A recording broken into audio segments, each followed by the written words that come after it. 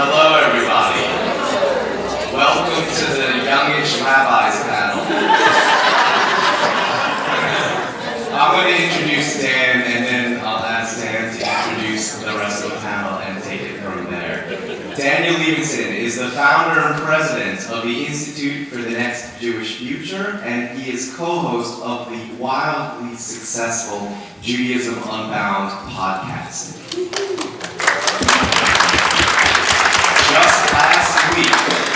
Just last week, Judaism Unbound celebrated its 1 millionth download. I mean, has anybody said that like Dr. Evil? 1 millionth download.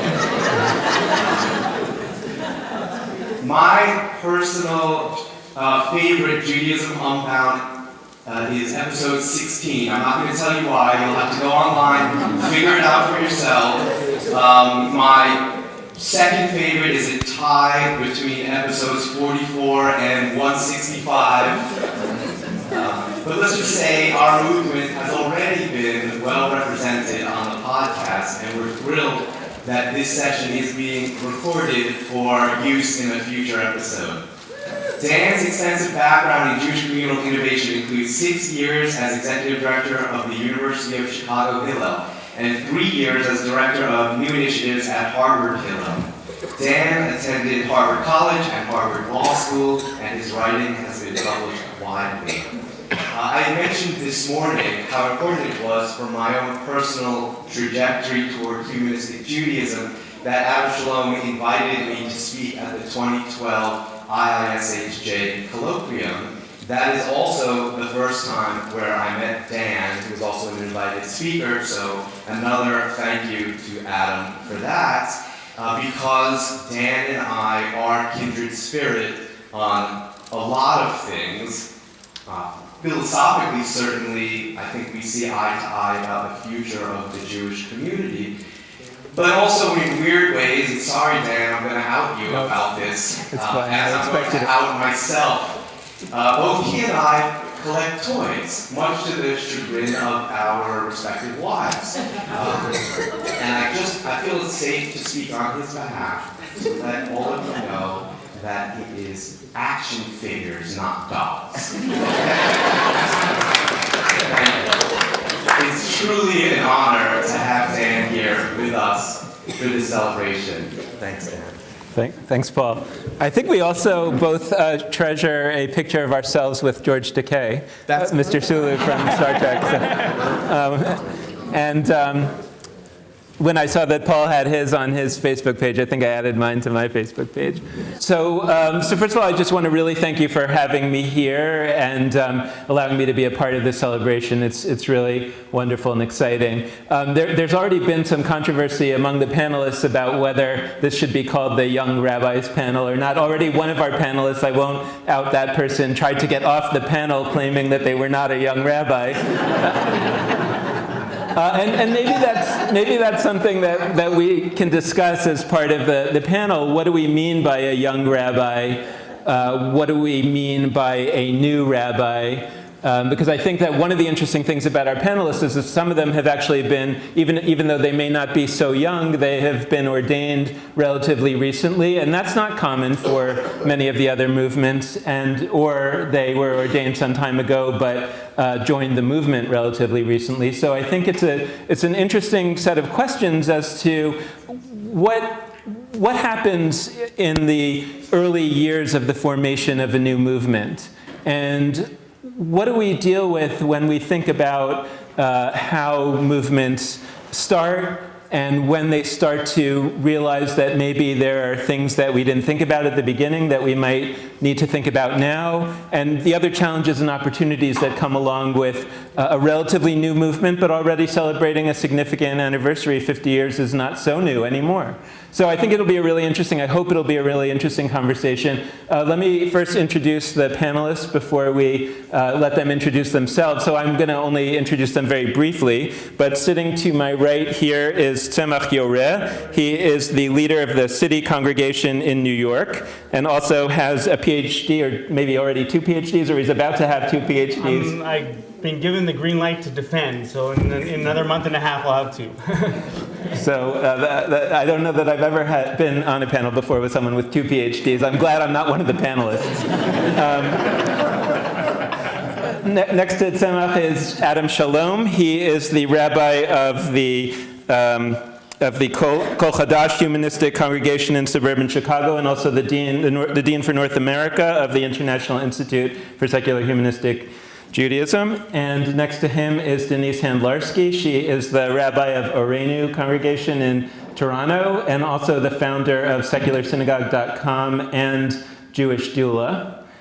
And next to her is Jeremy Kridel. He is the rabbi of the Washington Congregation for Secular Humanistic Judaism, the Washington Congregation for Secular Humanistic Judaism, and also the editor of Humanistic Judaism magazine.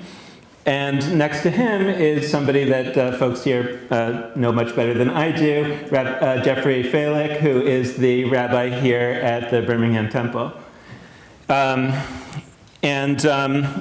So I'd like to start actually by just giving each of the panelists an opportunity to introduce themselves very briefly, like just a minute, no more, but to talk a little bit about what brought you to secular humanistic Judaism, and specifically also what brought you to become a rabbi in secular humanistic Judaism. 1 minute, because we have a lot of other questions. Sure.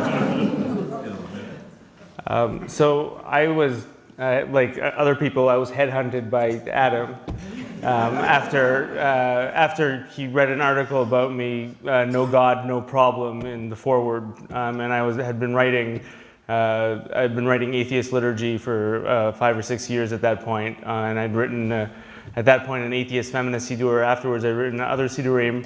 And so, he convinced me that, there are other people like you. I thought because I was introverted, I thought that I was alone. And so I'm very grateful to Adam. And afterwards, I never really planned on, I was really attracted to the movement, but I never planned on being a rabbi. I think it really solidified for me when I went to Israel in 2013, and Rabbi Sivan Mas, who's sitting in the back over there, convinced me that it was a good idea, and so I became a humanist rabbi through the SHJ affiliate Tmura in Israel in 2015. Yeah. Well, I was brought to humanistic Judaism by my parents, who were members of the Birmingham Temple, and so I was raised in humanistic Judaism. In some ways, I'm very conventional. I live exactly the same Judaism my parents did. And on my mother's side, my grandparents as well were secular Yiddishists. In terms of becoming a rabbi, I've also, I guess, been part of a tradition there as well, because it was my rabbi who recruited me into becoming a humanistic rabbi. He said the summer after my junior year of high school, I think you should think about becoming a rabbi. He was starting the Institute's rabbinic program at the time. And I said, well, to be honest, I've never thought of that as a career someone pursues. I didn't even think about it. But I thought about it, and I spent some time volunteering the next summer at an attorney's office doing immigration law and at the synagogue. And even though I got paid at the attorney's office and I volunteered at the synagogue, I really liked the synagogue work. I wound up majoring in Jewish studies, and it felt like a calling, even though no one was on the other end of the phone.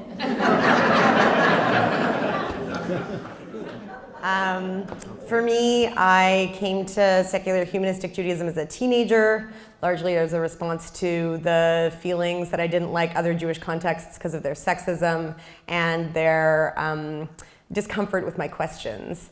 And I happen to know Rabbi Eva Goldfinger as the parent of a friend of mine who I went to high school with, and she said, hey, there's this cool kind of Judaism you might be interested in. And so I was involved. I wasn't planning to be a rabbi either. I was doing a PhD in literature. I was a secondary school teacher and planning to become a lit professor. And then it was 2008, and all kinds of universities announced long-term hiring freezes. But more than that, I felt like the university environment could be really cynical. And I felt like I was looking for something inspiring, and maybe I could be something inspiring. And I told Eva I was maybe thinking about becoming a leader to be able to do weddings. And so my recruiter was Rabbi Eva Goldwing. My recruiter was the internet. So I have a son with autism and wanted to become a rabbi specifically to create Jewish community opportunities for him where we were living, and knew that being a rabbi was one way to open the door to the Jewish community, and then found the Institute online looking for a rabbinical program that we wouldn't have to move, and had no idea that secular humanistic Judaism even existed. Read the list and went, oh, that's me. So I recruited me, which I guess is okay. So, by the way, guys, these work too, so you won't have to pass it back and forth. I'm the one who came from a different seminary. I was raised as a sort of a standard issue Reform Jew, very active in NIFTY and all the wonderful things that Reform Judaism does. At the University of Texas in the 1980s, I decided maybe I would like to go to rabbinical school. And I did all the things that normal people do who go to rabbinical school. But while I was there, I began to realize that I was leaning towards a different wing of the movement, a wing that may have had the potential to become humanistic, but wound up being snuffed out, and decided as a result not to go into congregational work. So I spent 13 years as a Hillel director. I went on from there to work as a JCC assistant director. And all that time, having no real liturgical responsibilities, I had the freedom to search. I happened to receive, after speaking to, I suppose, a number of colleagues in my community, one who knew him, a call from Sherwin Wine. It was about 30 seconds long. The intention was we'd have an opportunity to do so in the future. We did not, due to his untimely death. And a couple more years went by, and there was a colloquium right here, secular, humanistic, and Jewish. I think it was the last one sponsored here until the one in Chicago, where I met Daniel and that Adam was there hosting it and putting it together. And so in 2009, I called Adam and Miriam. I had no idea they had any connection to each other at all. With my Reform imagination, I thought this was, tens of thousands of people, 300-400 rabbis. I mean, that would have been small for us, right? So I called, I said, can I come? Oh, they were very excited. And that's when I began to realize we might be a little smaller than I thought. Nobody's ever that excited to see me. And I did, and I realized this is what I wanted to be doing with my with my Jewish life. My career plans had nothing to do with humanistic Judaism, and it was only just a quirk of timing that brought me here. But this was what I decided to do just as a Jew. And before I conclude, I should say, I'm the one who's not so young, but I am a young grandfather. So.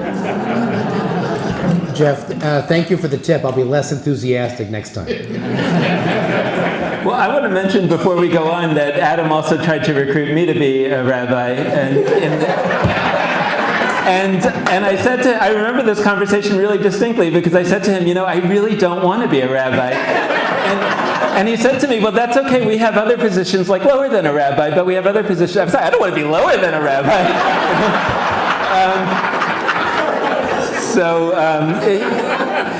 I think I'm perfect.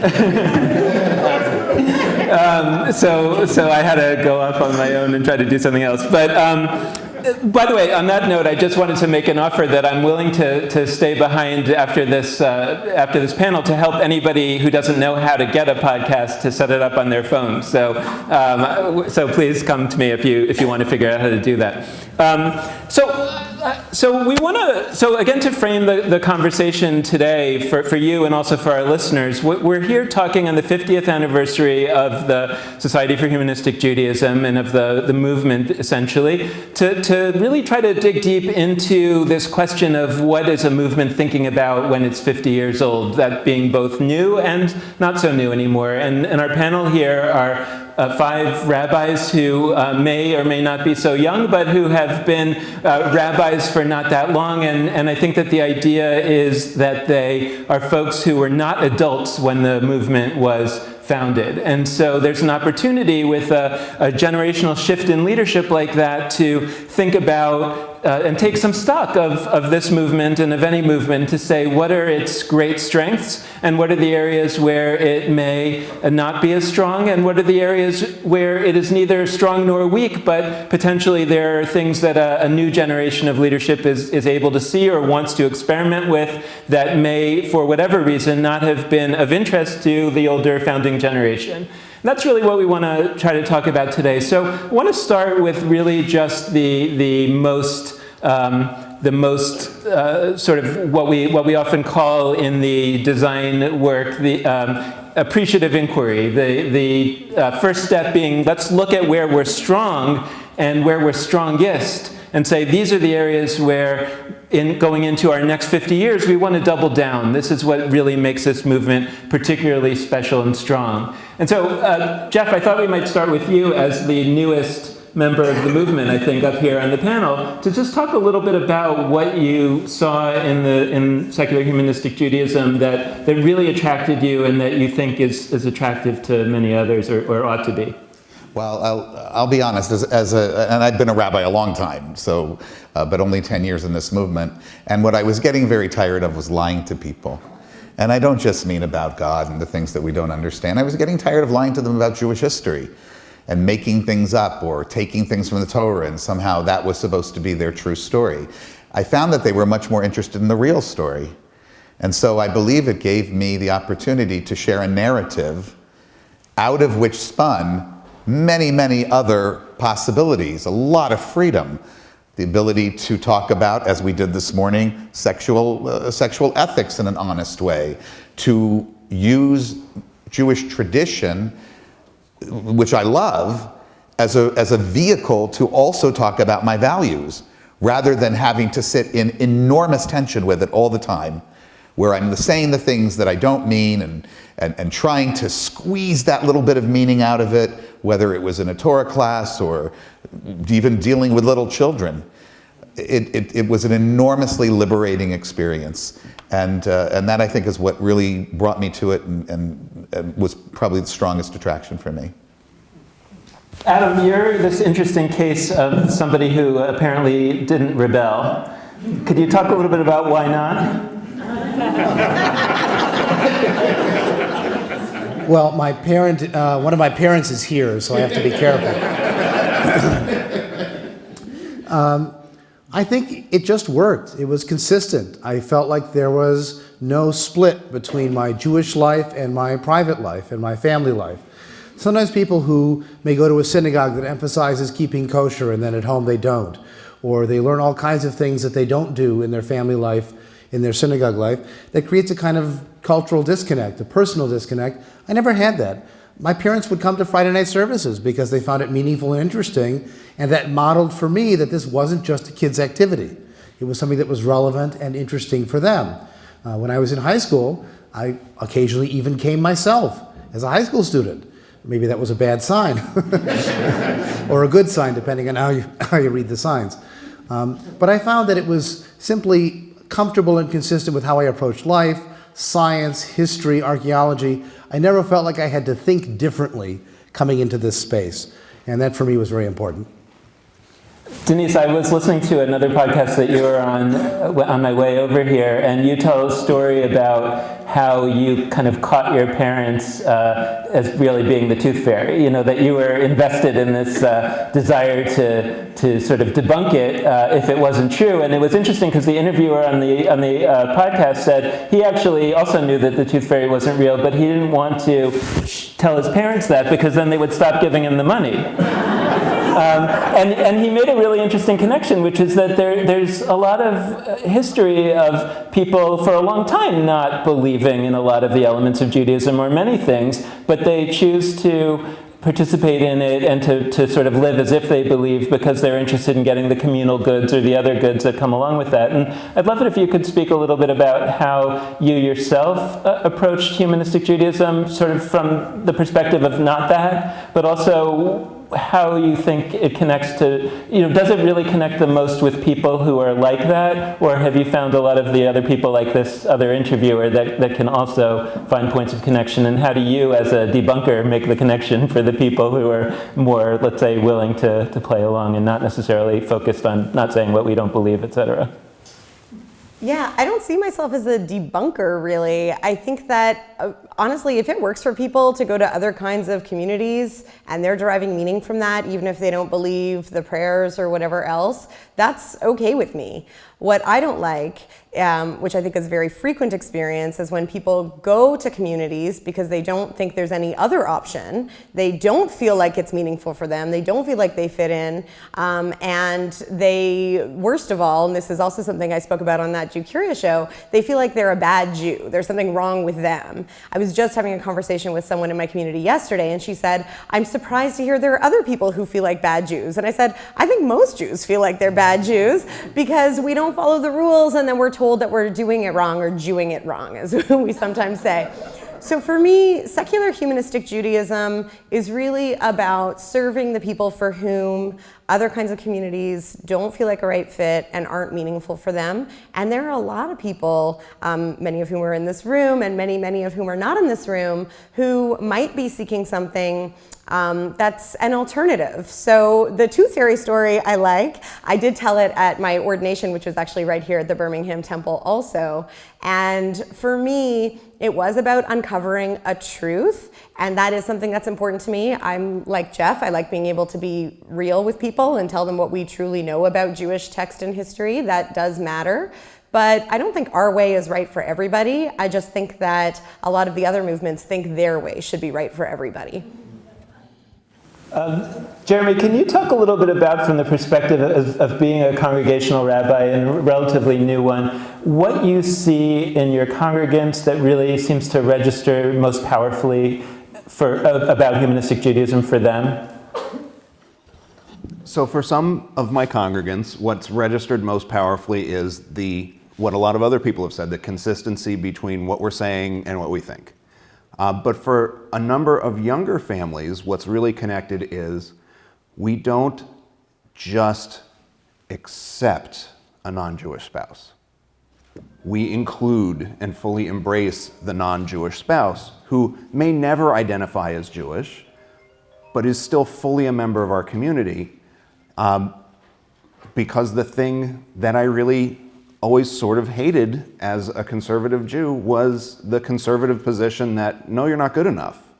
That affected the early stages of my own marriage, because my wife converted lest my dad decided he wasn't going to talk to us anymore. So that strikes me as very powerfully, and I like being the rabbi who they come to and say, my partner's not Jewish. And I get to say, great. I'll see you on Saturday. Tzemah, a similar question for you as also a new congregational rabbi, and one who comes particularly from an academic background, and so I'm wondering if it jumps out even more powerfully for you, because this whole idea of working in that sort of pastoral way with people is relatively new. So what are you seeing that sort of registers the most, that gives people the most joy from this movement? So, is this working? No, it's not working. Again, like other people have said over here, what registers most with me is the consistency between what I say and what I think. And I, have been writing liturgy for 16 years now, and that's what bothered me. That's just that was the catalyst for me. Like I was reading it. I said, what do I do? I like liturgy. I'm invested in these ancient texts. I appreciate the poetry. I appreciate the just the way it sounds, the aesthetics. I do not appreciate what it says. I don't accept any of it. And so the only way for me forward was to do it myself. And then finding other people who for them that was a big value.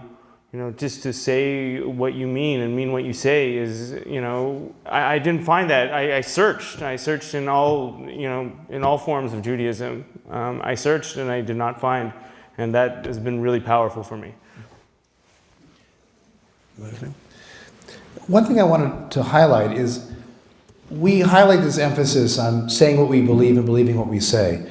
I'm not sure that other movements would say they're doing anything different. They believe it as they understand it. The question is, how plastic is language? How far can you go in interpretation?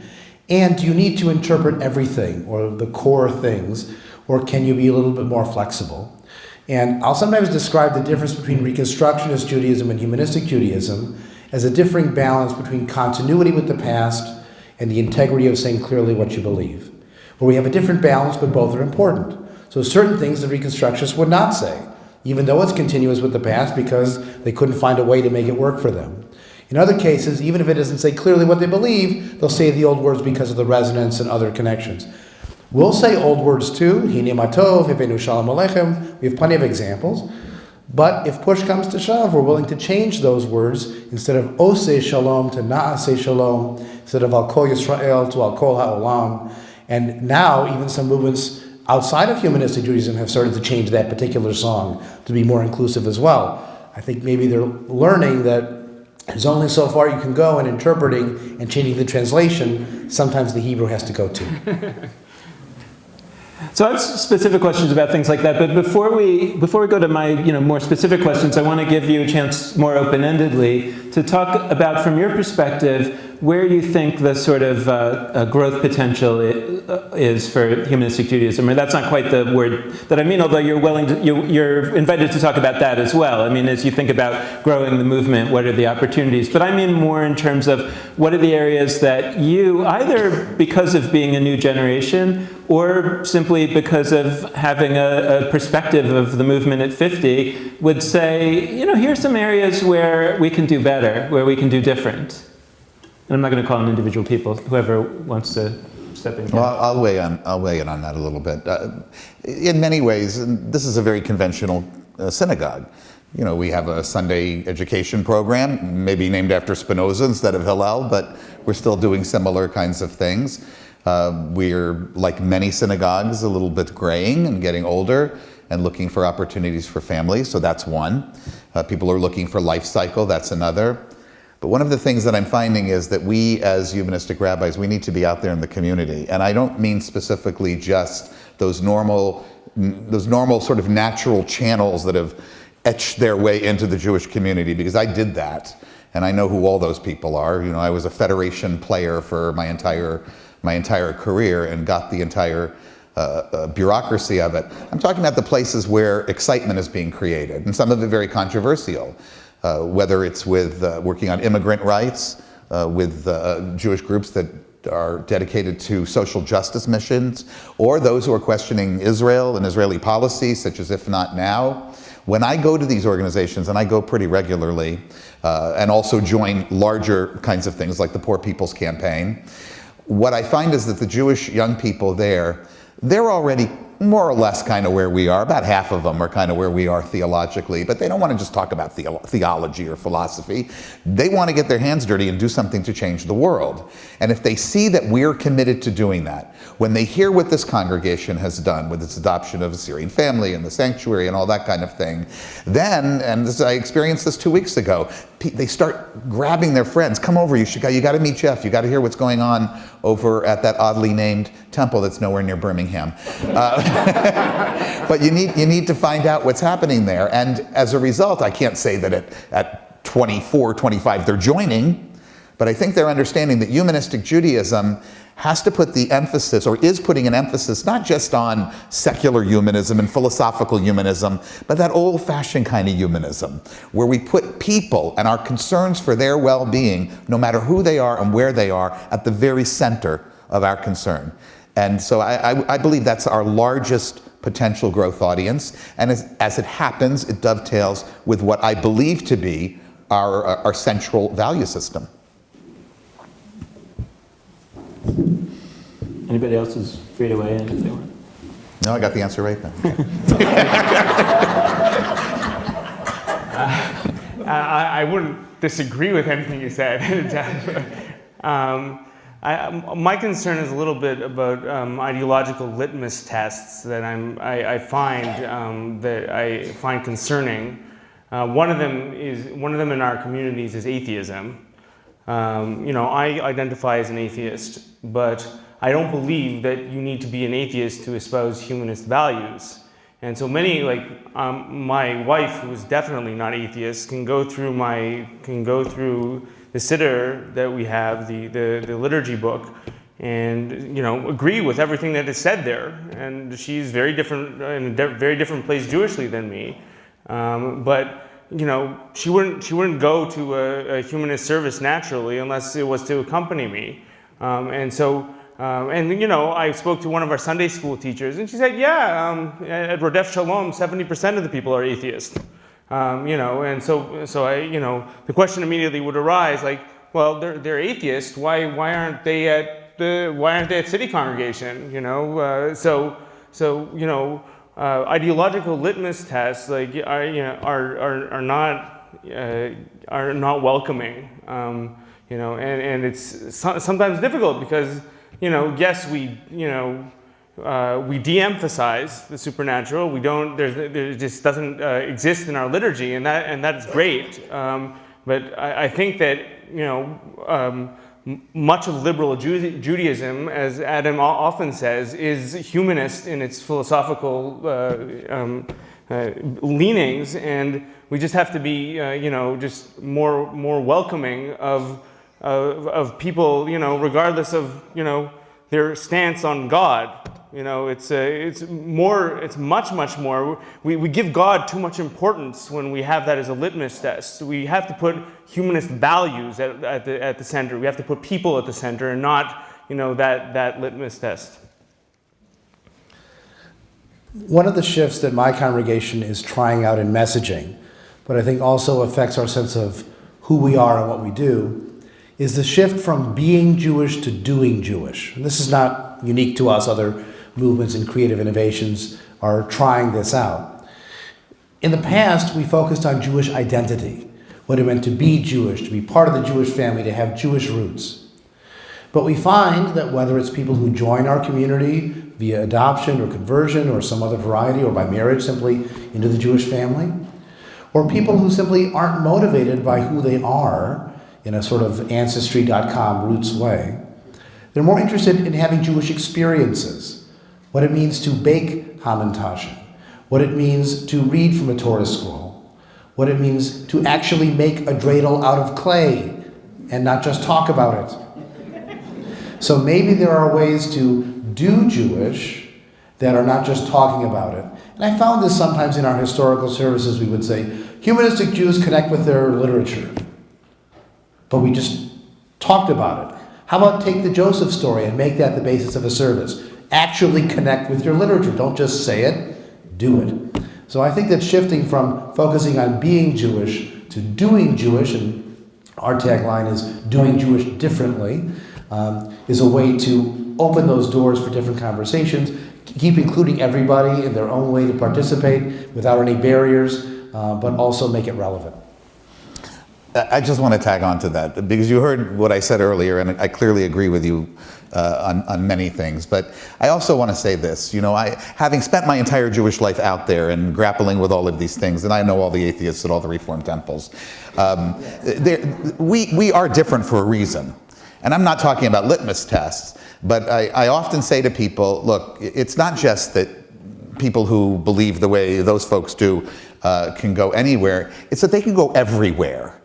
And for the people who see the world the way that we do, I do believe that this is it. This is our refuge. So while I'm not disagreeing, I am saying that if people are looking for a certain kind of spiritual journey that involves a supernaturalist way of looking at the world and all of that kind of thing, what I tell them very honestly when they come to me is, we're not that. Yeah. I also want to say, well, I'm certainly into doing Jewish. I mean, that was the motto of Hillel back when I started in the 90s. We talked about doing Jewish all the time. There is something, and I read all the same polls everybody else does, but when I talk to people as well, there is still a very strong interest in Jewish identity and what that can teach them, and their pride in their history. Now, they may not know their full history, but they do seem to connect to something about being Jewish that meant we were going to stick up for the little folks because we were the oppressed folks, and they get that. I mean, there's a reason that we have New York Jews for Justice and Detroit Jews for Justice rather than just Detroiters for Justice and here's some Jews in it. They like to gather as Jews, and it's to do, and it's to, but I think it's to do and to be.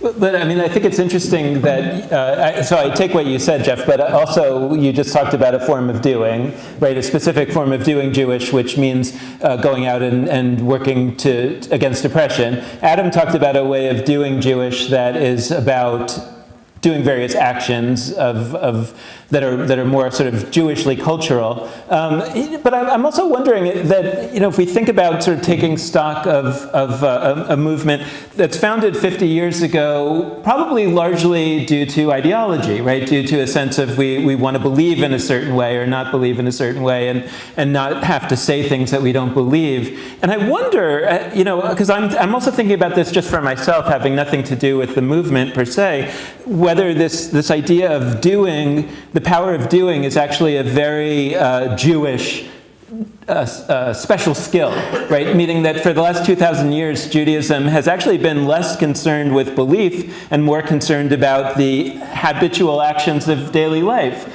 And I wonder, for example, what it might look like, and whether it's an area of potential work to say, what would it look like to have a secular humanistic Jewish way, that is actually very, very concrete. And so for me in my life, I'm thinking a lot these days about Marie Kondo and tidying up my house. But we might be thinking about the 7 Habits of Highly Effective People, or we know that Americans today are interested in help in doing the things that we're trying to do in our lives. And I sometimes wonder whether we're missing an opportunity to provide a Jewish way of doing what people are really looking to do because we're overly focused on big ideas. So I don't want to monopolize, and I just want to respond to that very briefly. I think people want to do Jewish in a way that speaks to them and to their own values and the things that they want to learn about from Jewish history and Jewish experience. And I think you only have to look at the most celebrated holiday, Passover, and the plethora of Haggadahs that are out there. When I was a kid, it was Manischewitz. That's what you did your Seder from. Everybody hated it, but that's what we did, and we got about halfway through it, and we were done. The fact that people are putting them together themselves now, we have Haggadot.com and all that kind of thing. I think people do care about beliefs and ideology and doing. It's not one or the other. There's a nexus among all of these things. Denise.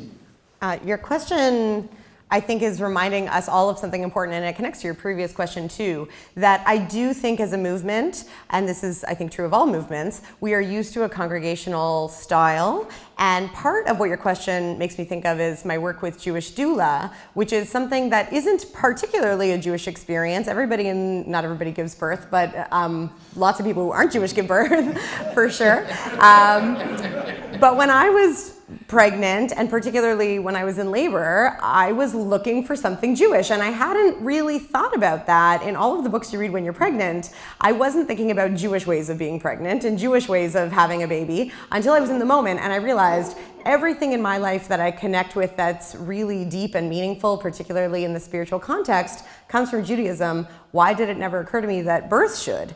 And so I think what humanistic Judaism in particular can be really useful for is bringing Jewish thought and teachings and values and ethics, as Jeff is talking about, into our lives that we haven't previously thought to be Jewish. If you're Orthodox, most of your day is prescribed by Jewish law if you're really observant, what you eat and how you eat it and all different kinds of things.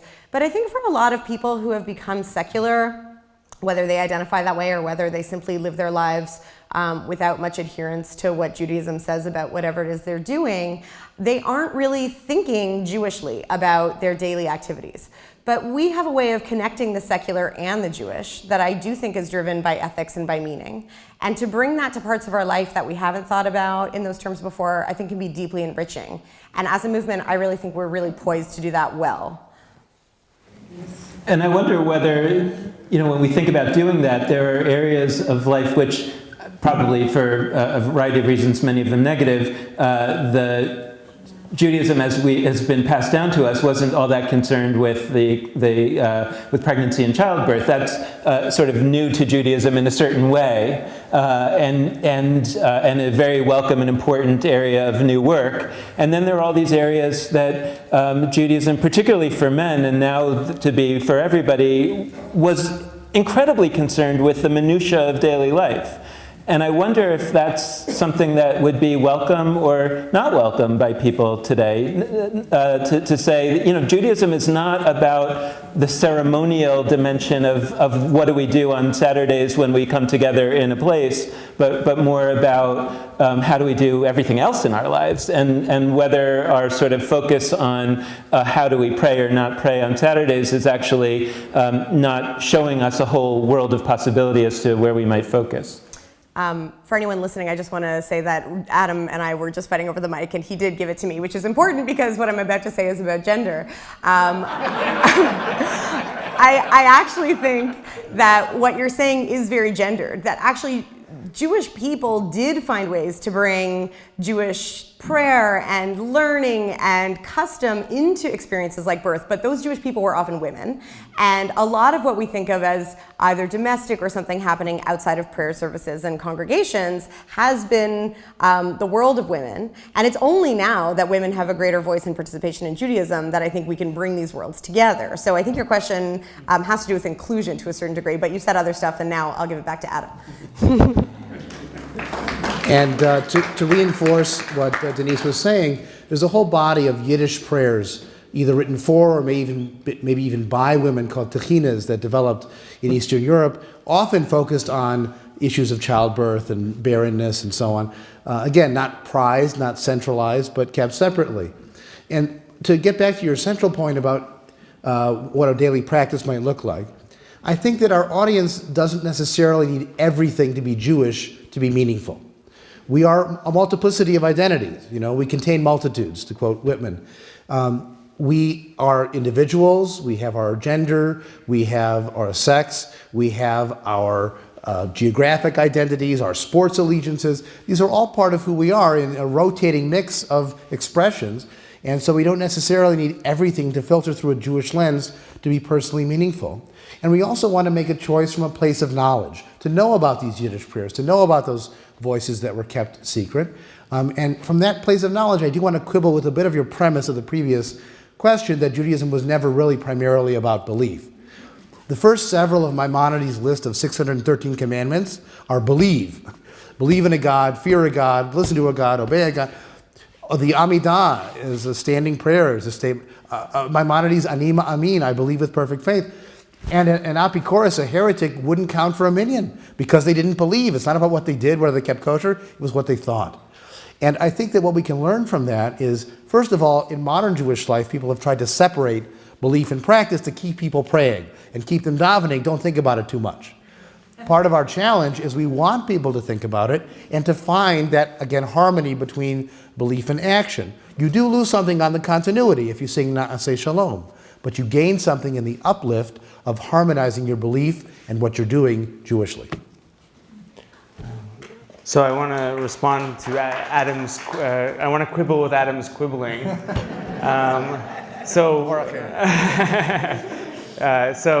I told them tension was good. Yes. I accept your premise that belief was not central, and part of Maimonides putting it front and center was because of that, because it wasn't. I feel like it was a response to that kind of thing, and part of the Amidah is a response to, you need to repeat it because otherwise you're going to forget that that's what you're actually supposed to believe.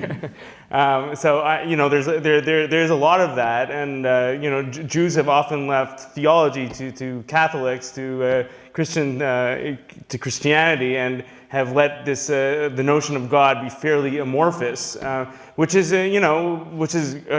greatly freeing. I originally started my rabbinical studies. I was studying to be an Orthodox rabbi, and there was no litmus test. Nobody asked me, do you believe? And I was very close to actually doing exams. and I would have become an Orthodox rabbi and an atheist Orthodox rabbi because I was not believing, right? So these, so that's my quibbling with the quibbling. Also, I wanted to add, like, not just Yiddish tchinas, Judeo-Italian tchinas. My mother, hundreds of years of Judeo-Italian tchinas. Like, just, I know we as Ashkenazis like to value Yiddish, but there were other, like, very important Jewish languages, and there are whole vast literatures. And specifically with Judeo-Italian, for example, the Italian Jewry was more had more gender progress, I would say, than other Jewries, and so that's why what makes the hundreds of years of Judeo-Italian tchinas very interesting. That's where Kaplan got the idea for bat mitzvah. He saw a young woman called to the Torah in Italy, and then he came back. We give him the credit, but really it's Italian progress. And I wanted to jump in because one of the things that you were talking about, Dan, was resources. And one of the things that I found personally while I was a rabbinical student was that while we talk about resources, sometimes we're not providing the resources that people need. So my child was in the hospital for almost a month around his 10th birthday, and there wasn't anything we had that I could latch onto and do. So what I ended up doing was bringing a tallis and tefillin into my office, going into the chapel down the hall, putting on tallis and tefillin, and reading something Jewish but not davening because I needed a daily thing. And congregants who've lost parents come to me and say, well, what do I say?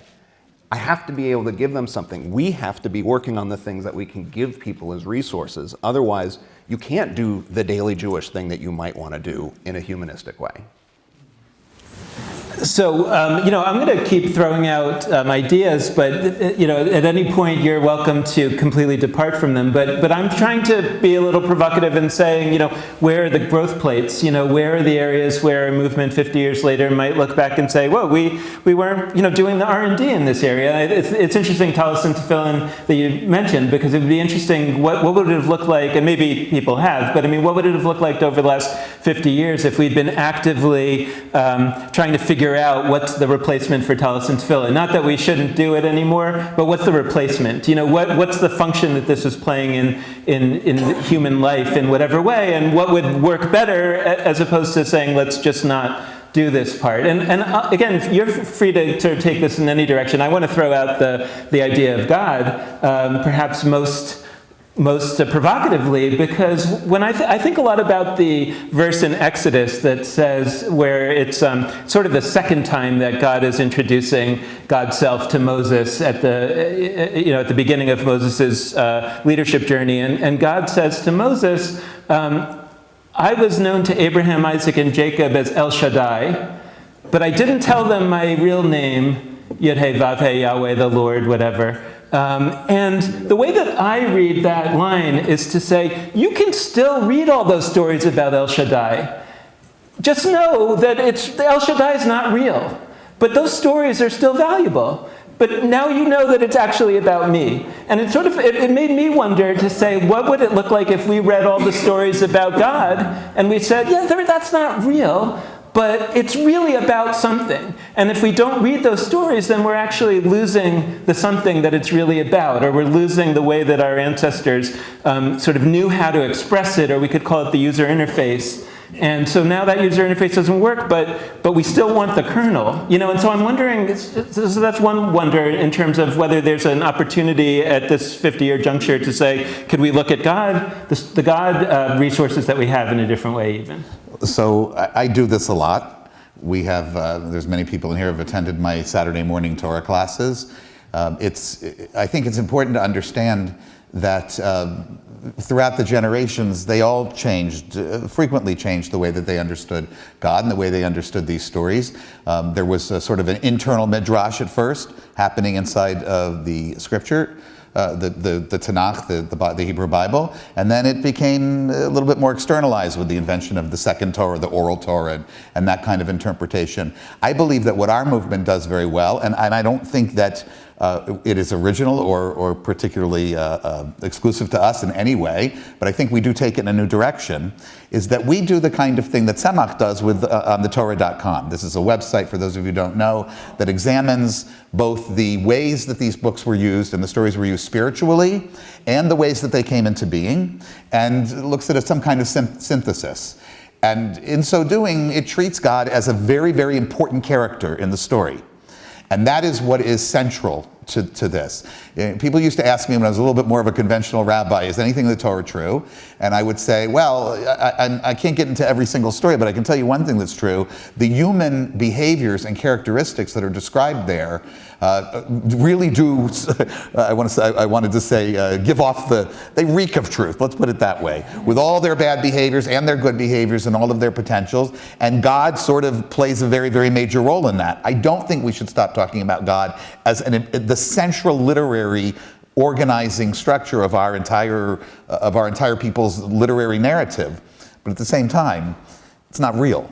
It's not something that has any existential reality whatsoever. And I don't want this to become Reform Judaism, where we're just all, talking about God, pretending we're talking about the same thing, and nobody is, and we get into the kind of complete chaos that Sherwin was addressing, Sherwin Wine, when he talked about agnosticism. I don't know what you mean by God. Here, I really believe we do know what we mean by God. We mean this overarching character, sort of framework character that characterizes our entire literature, and that we have to be in tension with the ideas that are expressed there. I think that, as Jeff is saying, we are really happy to talk about the way lots of people have understood God, not just within Judaism, honestly. I think we are interested in cross-cultural understandings of this. That's not a taboo topic. I also think for the people I serve, it's not always the most interesting topic. And so while I'm happy to have that conversation, it's not the only conversation that we're gonna have. I think people wanna know Jewishly and also in terms of broader human ethics and values, how do I parent my kids? How do I explain to them about death? How do I deal with loss? How do I live my life with meaning? Those are the questions that are driving our work and our time in community. And we'll talk about God as an intellectual exercise if that's what makes people want to come to a service or something. But truly, I think what we're doing is beyond in some ways those conversations that have obsessed the Jewish world for such a long time. I think of it as really it doesn't have to be central anymore. So to answer your question about things that we could be doing in new directions, I think we can use technology in new directions. I think sometimes it's about embracing what's new. I also think we can go back to some things that our movement has largely let go of and see if now it has a different resonance. The example that's coming to my mind is the use of mikveh, or ritual immersion or bath. I know women in our movement who are who were around maybe when the movement was forming, or not, if not then they're of a generation or two older than me, and they would say, I would never visit the mikveh. It's such a sexist practice rooted in the idea that women are unclean. But I actually really like the practice of going to mikveh, and I think there's ways that you can make that humanistic and meaningful for you in your life. People do it when they are Jews by choice in our movement. People do it for all kinds of reasons. And so I think it's about embracing what's new and also maybe looking back at what we can take back and address with a new resonance. That's something our movement has always done. I think it's something that we can continue to do. So I want to take off from what Jeff was saying about, so I do biblical criticism, which is I try to uncover who wrote the Bible when. And so something very powerful that I discovered quite early on in my intellectual journey was that in the original story of in the Pentateuch, in the 5 books of Moses, actually had valued human heroes a great deal more than the story as we find it, and that I think can be a very powerful in that there was that there was that tension between those ideas very early on. And you can find stories where human heroes are central and God is in the background, and that's not entirely clear right now in the Bible, today's Bible, the Bible that we see it. Also, I think I subscribe to a particular theory of biblical development, and that's called a supplementary hypothesis, and it just posits that every generation rewrote the Bible, like for themselves, and because they lived in a different situation. And so they made it relevant for themselves, and that happened within the Bible itself, like you were talking, internal midrash, but it happened within the Bible itself a fair number of times, and then at some point the canon was closed, but it continued to happen. If you see some, I study ancient texts all the time, and if you look at, say, medieval commentaries on the Bible, you see the way they have it is not like the way we see it today in text. It's like just a straight narrative. Like they tell the Bible in their way again, and so that idea that you constantly retell your older traditions is a very powerful one that has existed from the very beginning, and I think that emphasizing that. That we're an organic part of Judaism, and we're not apikorsim. We're real Jews, and this is a real part of our tradition. Yeah. So I want to ask one more question and then give our panelists a chance to just give one more sort of optional picture of the future, and then I want to open it up for questions from the audience. But the last question that I want to just explore in terms of the growth areas is forms, institutional forms.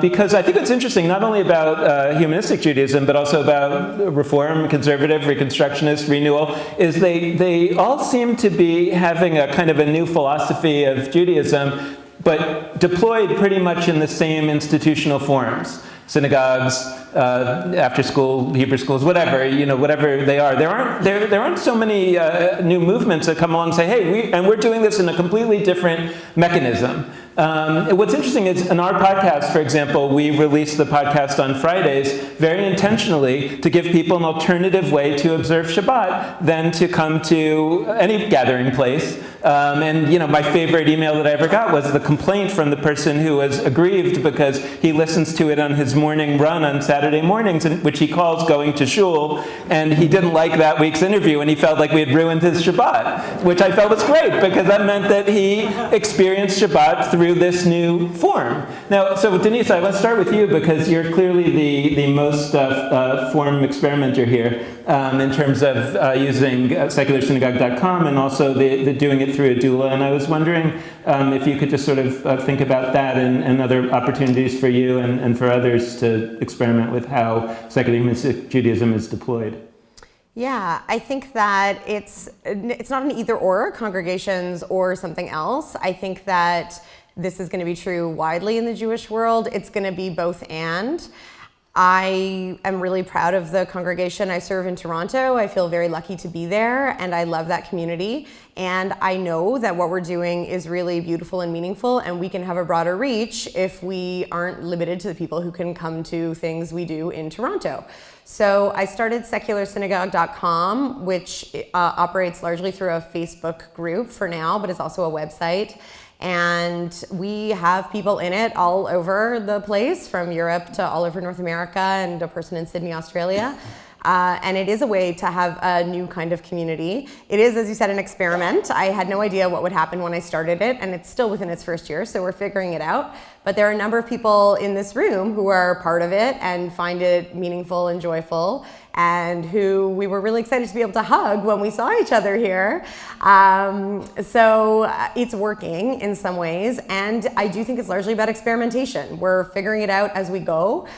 With Jewish doula, it's similar. I think being a doula has always been understood as like you attend the birth of someone, which I do, but I also help people create birth plans online. So I'm trying to figure out how we serve as many people in the ways that they need that we can. Technology is for sure part of that, but also just creatively coming up with, as Jeff was talking about, ways to be in the community, ways to engage with people where they're at when they're not necessarily coming to us. Two thoughts on this.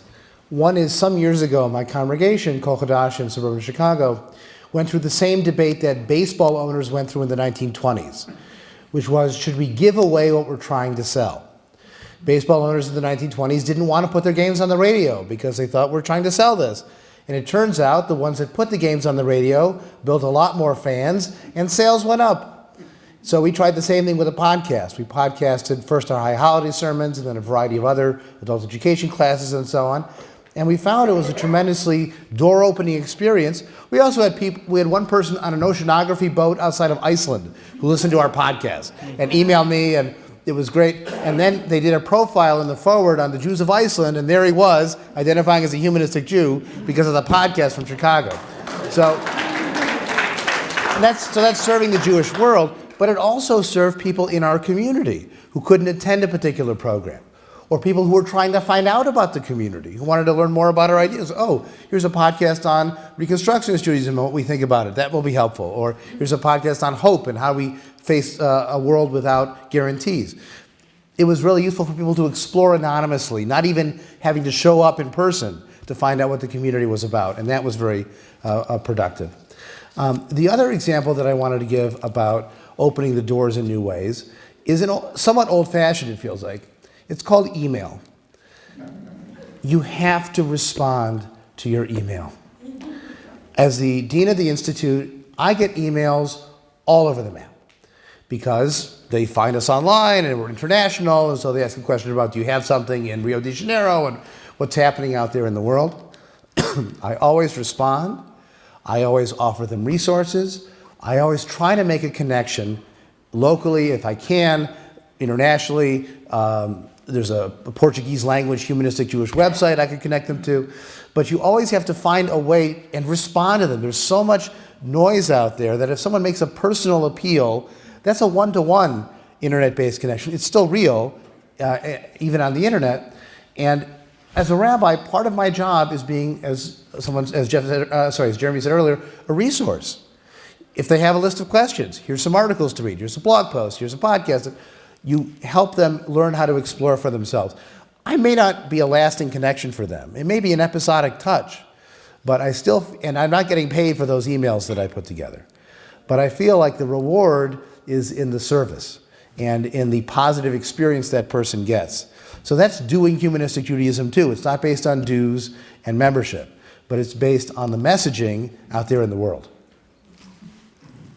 Yeah, and ultimately, an important challenge is how to figure out how to turn that into something that creates an economy, because ultimately you do have to survive as an organization. And this is what's called the classic innovator's dilemma, where the only way to do something sort of that's a profoundly new innovation is to be able to put resources into it, but where are those resources going to come from? They might harm the current experiences of the current folks in the short term, and the question is, are they willing to let you shift resources in that way? I'll just tell a story really quickly about, just so that, I don't remember what episode number it is, but it's well worth a listen to, an episode that we did with a rabbi named Rabbi Juan Mejia, who is a convert to Judaism, when he discovered that his family roots were, from the Spanish Inquisition, that they were Jews, and he converted to Judaism, and then he was from Colombia, the country, and started to put out this Spanish language Jewish classes on YouTube. And all of a sudden, all these people all over South America,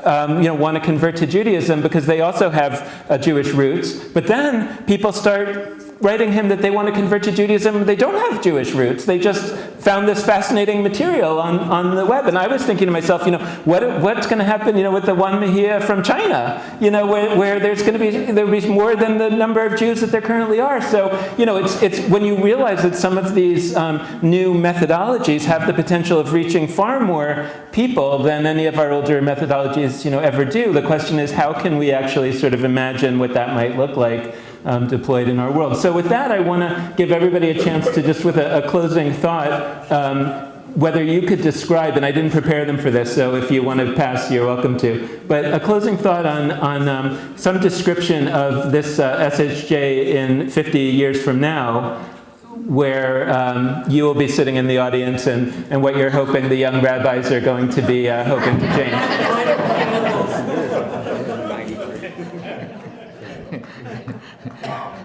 If I'm sitting in the audience and I can hear 50 years from now, I think I'll be ahead of the game. So one of the things I think it may look like is it may not just be Jewish. So that recently my community did a joint Seder with Washington Ethical Society, right? Ethical culture, and humanistic Jews know about that, but we haven't talked at all up here about the secular connections that we have, in part because it's Judaism Unbound. Okay, I get it. But there's a lot we have in common as humanistic Jews with non-Jewish, secular, and humanistic groups. And if we're serious about being accepting and open, it may be that humanistic Judaism is not primarily populated by Jews 50 years from now. Because I had people come up to me after this Seder and go, that was great. Now they're not going to leave Washington Ethical Society, but all of a sudden they had this connection to humanistic Judaism that they didn't know about. We may be a very different looking bunch, assuming we can hear, 50 years from now. I'll for sure be dead. Unless I've been downloaded into something. And really, what kind of life is that? This congregation actually does a lot of activities with other secularists. We have within the congregation a Center for Secular Humanism that hosts this humanistic group and that. But I'm going to focus, though, on the question of Jewishness.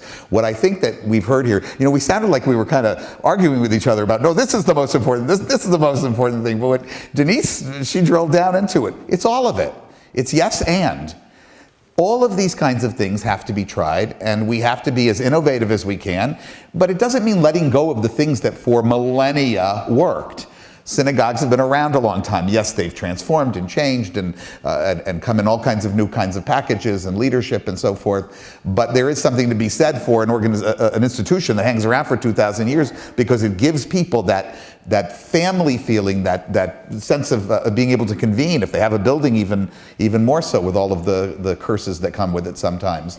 The truth is that the Jewish world is like this as well, well beyond the boundaries of our humanistic Jewish communities. I have children who are Orthodox. I think people who know me know that. And I watch them be Jewish in all kinds of different ways, not just the ways that are prescribed by their rabbis. And it's not about synagogue. In fact, I'm amazed at how little it is about synagogue sometimes, even though the synagogue is a very major part of their lives. And and they're modern Orthodox, so they, it's not like they're praying every time they, drink a cup of water or what have you. These are people who live in the modern and secular world. But my point is that they are out there, my kids, and I'm sure my grandson, who's part of this, will be among them, finding ways to be Jewish that are meaningful to them. My daughter seeks out other ways to do Jewish, even though she works in an Orthodox Jewish day school, belongs to an Orthodox congregation, et cetera, et cetera, et cetera. We're all looking for that. Sometimes it's text, sometimes it's holidays, sometimes it's life cycle, sometimes it's, I know Adam gets out into the community reading stories and engaging people like that. And sometimes it's that Jew in Perth, Australia, who wants to meet a humanistic rabbi via email. It's really everything that we can do.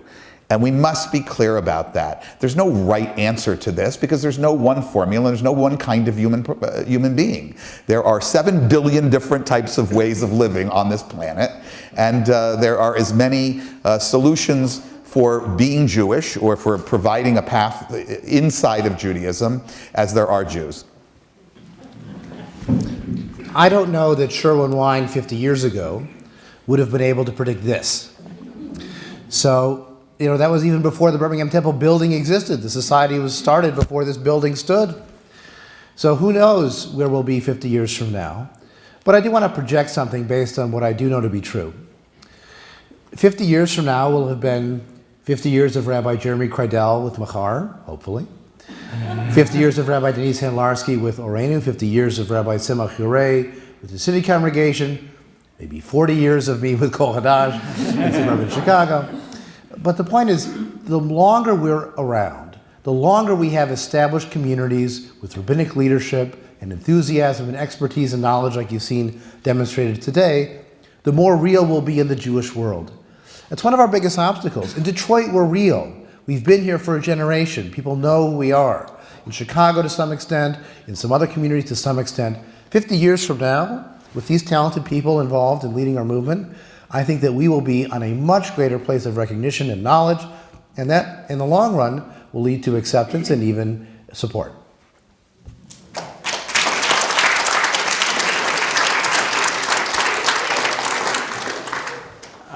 So I want to project in 50 years that many of our greatest ideas will have been accepted by other parts of the Jewish world, and that the differences between the movements of liberal Judaism will be much much more negligible, and and we'll be honest about that, and the idea of movement it will not be as important, and because we will have because a lot of the truth of what we say will be accepted, and that's a hope. That's not a projection. Yeah.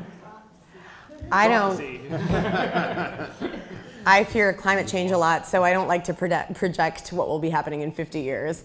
But I do think that if we're all still around, or if some of us are still around, I don't know what the format will be in terms of what we're doing, and I don't know exactly how it will look. But I think that the spirit of what we do will persist and thrive. And the spirit of what we do is that we make Judaism inherently beautiful and meaningful for people, and we use Judaism to enrich ourselves so that we can be better forces for goodness and justice in the world. I think that we do it in a way that creates communities that truly love each other and offer loving support. And I think we do it while we're laughing together, and I think all of that will remain powerful.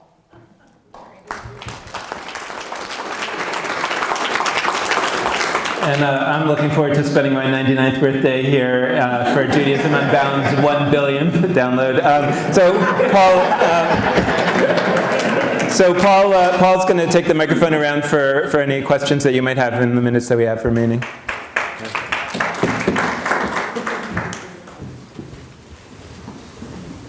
Hello, I'm Susan Auerbach. I don't have a question. I want to thank all of you. This was a great discussion. I want to thank you for Judaism Unbound, which has opened up my imagination. Hearing about Yom Kippur, where people write their obituaries, hearing about Talmud study, all of these activities outside of congregational model are something that inspire me to start something possibly in San Francisco that might include meditation and Torah study, but not a congregation. So thank you, and thank all of you. I really appreciate it. Thank you.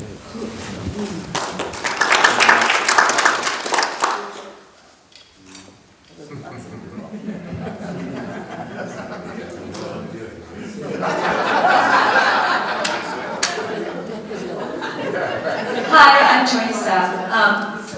There's an idea. I spent my first year of rabbinical school at the Reconstructionist Seminary, and in Recon 101, our first instruction on the first day of school by our teacher was to say, okay, be able to answer the question, what is Reconstructionism standing on one foot? It's also, the other way you think of it is the elevator speech. Somebody asks you, okay, what is this? And you have the 1 to 2 minute ride, right, to be able to answer the question before you know you're gone and you've lost your window. And the funny thing is that the 4 years I was at RC, I don't think I ever once used my speech because people seemed to know what it was and I was never asked a question. But in the 4 years that I've been with SHJ now and as an SHJ rabbi, I have been asked this question 50,000 times. And so what I wanted to challenge the panel especially is I want to tell you how I try and answer it, and then I want to ask you how I can answer it better, because I have really struggled with this. So what invariably happens is at a wedding, or someone who asks me what I do, or just whatever reason it comes up, and I say I'm a secular humanist rabbi, and then they say, oh, and maybe they've heard of it, probably they've heard of it, or maybe they just put two and two together, and they say something to the effect of, oh, so you guys are like the ones who don't believe in God, right? And so then I say, well, you know, according to most research studies, something like 70 to 80% of all Jews in America are either agnostic or atheist. So what we do, what we believe is actually the majority of what most Jews in America do.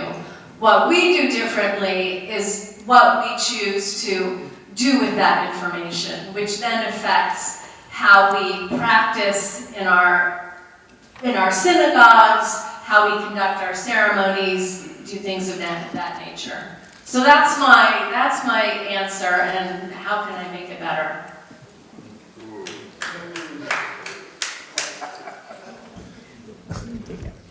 We all do this. I have the challenge of trying to teach other people how to do this all the time. I always say to people, first of all, the best answer you can give to this question is why it's important to you, your personal version. There's no catechism, there's no master answer. Why is it relevant and meaningful to you? What do you get out of it? And so maybe it's the no God thing, and maybe it's the celebrating with integrity, maybe it's the emphasis on human action and responsibility, maybe it's the diversity of Jewish cultures or the evolution of Jewish identity. There's all kinds of answers that could work for you. But what happens in religious congregations is people testify. They share their story of why it was meaningful to them. And it's powerful because it's them. And who's going to argue about what's right for them? So whoever here has had that problem and that question, tell your story. Testify, or you could call it humangelizing if you want to. Share your story of why it's meaningful to you. I generally will reframe if someone says, oh, you don't believe in God, or oh, you're an atheist. I'll say, I'm a humanist. I define myself positively, just like the pro-life and pro-choice movements have chosen languaging that tries to articulate what they claim to be for, whether or not it's accurate. We try to say we are humanists because we do believe in human power, responsibility, and knowledge. And we're Jewish because we live our Jewishness through this humanistic lens, this humanistic approach to life. It's not an anti-God, it's a change in focus. Instead of looking up, we look out and we look in. So you don't have to go much more complicated than that to point out to the family that it's not anti-God or anti-religious. It's a change in focus, and it's a focus that's relevant, understandable, and relatable.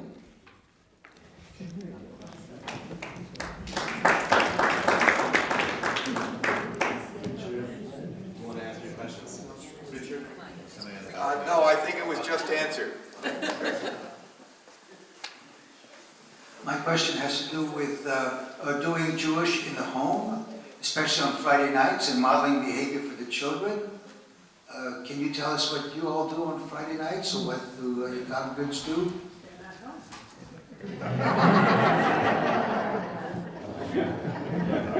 Well, I don't spy on my congregants, so I don't know that I can tell you what they do. I can tell you what I do, which is I actually keep the Shabbat candlesticks on the table all week. They're on the dining room table all the time, so that all I have to do is pop candles in. Because it's so easy when we're so busy, both my wife and I are Jewish professionals, to not do Jewish when you're a rabbi. Because you're worried about all of the other people who need to do Jewish stuff. So we leave the candlesticks on the table, I put the candles in, and because my son has communication skills that aren't typical for a 14-and-a-half-year-old, 15-year-old, what day is it? Friday. So what happens on Friday? Shabbat. So what do we do on Shabbat? We light candles. Okay, I'm going to light the candles. What do we say? Baruch ha'or ba'olam, baruch ha'or ba'adam, baruch ha'or ba'shabbat. And that's the extent of his attention span right now. But that's what works for him. And then I close the laptop and I close the iPad and I put them away, and I usually turn off the phone, or at least uninstall Facebook from the phone. And I read something Jewish or just completely change gears for about 24 hours. And that's what we can manage right now if there's not a Shabbat event at Machar that I'm worried about.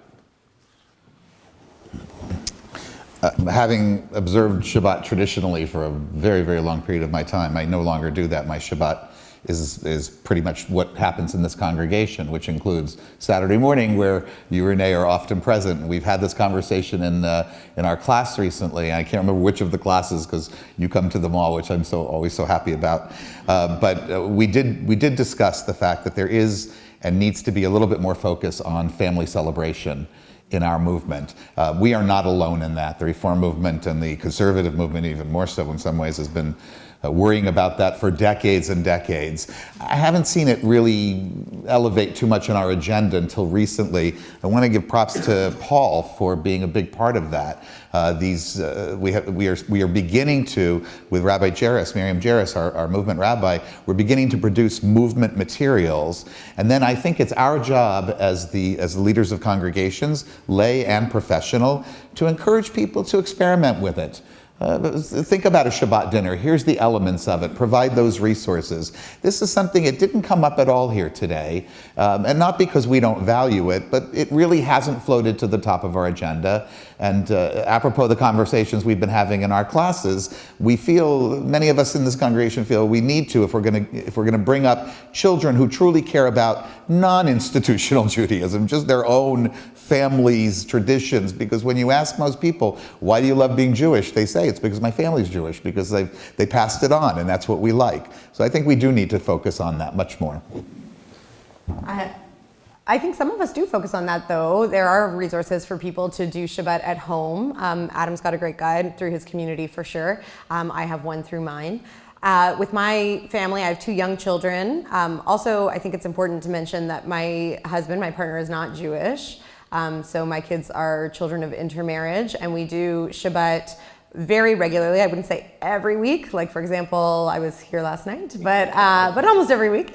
And we light candles. We do wine or grape juice. We have challah. We use the secular humanist blessings for all of those. I do a secular blessing on children for them. We read Jewish children's stories. We go around the table and talk about our favorite thing of the week.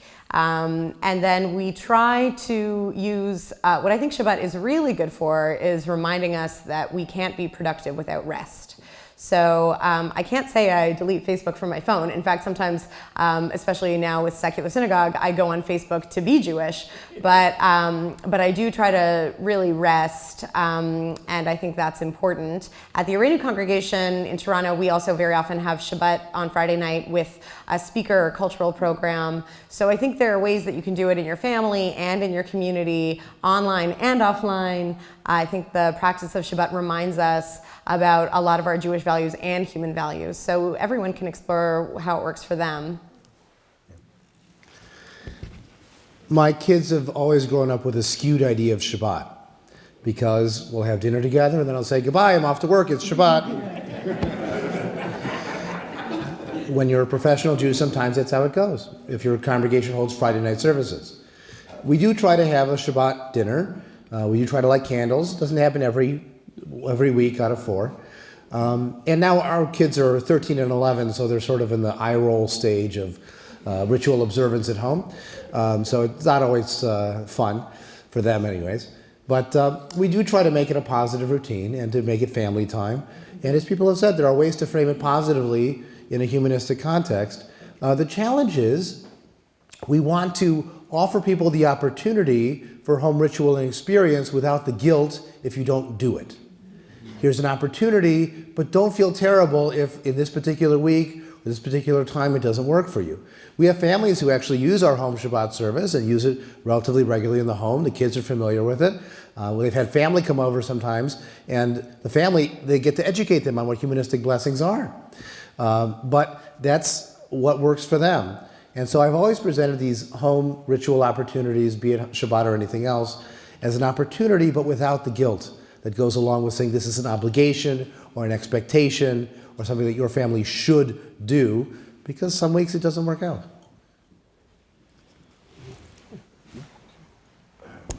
Like Denise, and like many of us, I come from a mixed marriage, sort of a different type. So my wife observes Shabbat very traditionally, and in our family, when I'm not on congregational duty, so do I mostly, unless I have to like respond to text or an email that is urgent.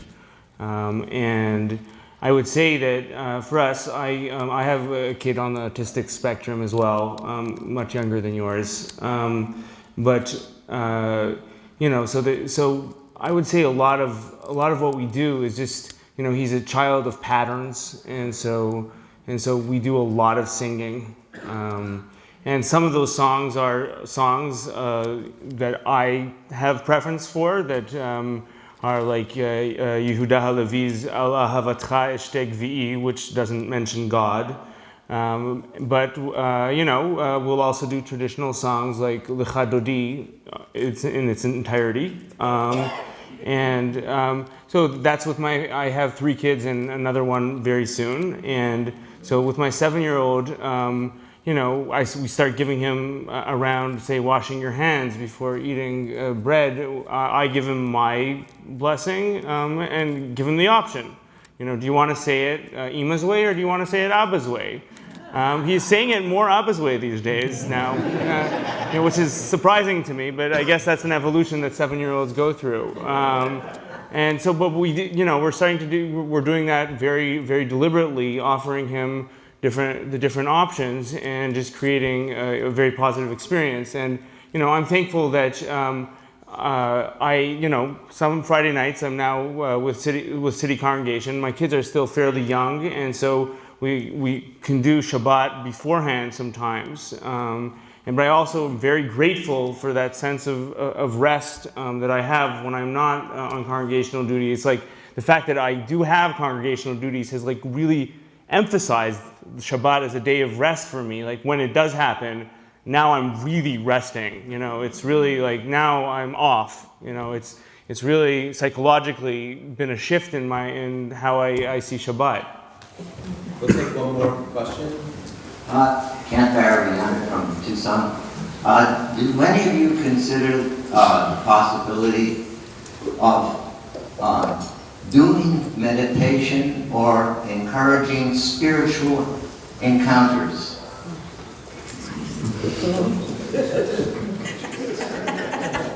I'd say meditation, yes, but if I hear a voice coming back at me, I might get nervous.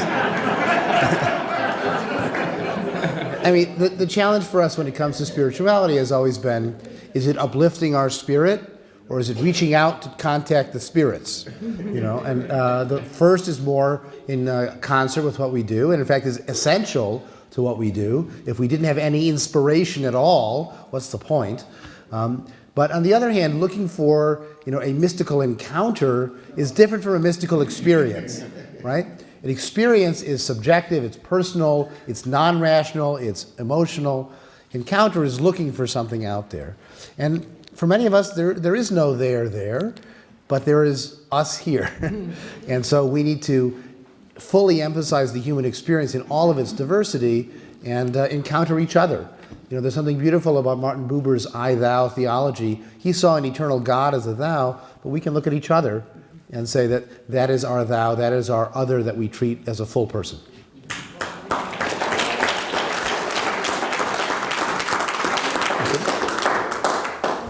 Very well, I think that I see that there's some schmooze time and then the gala buffet dinner, which I'm very excited about. So I want to just thank you for inviting me again to be part of this, and I want to bless you that it was Joshua and the generation of Joshua that brought the people to the promised land. So go forth and be of the disciples of Joshua, and I hope it's a wonderful next 50 years. I look forward to being back.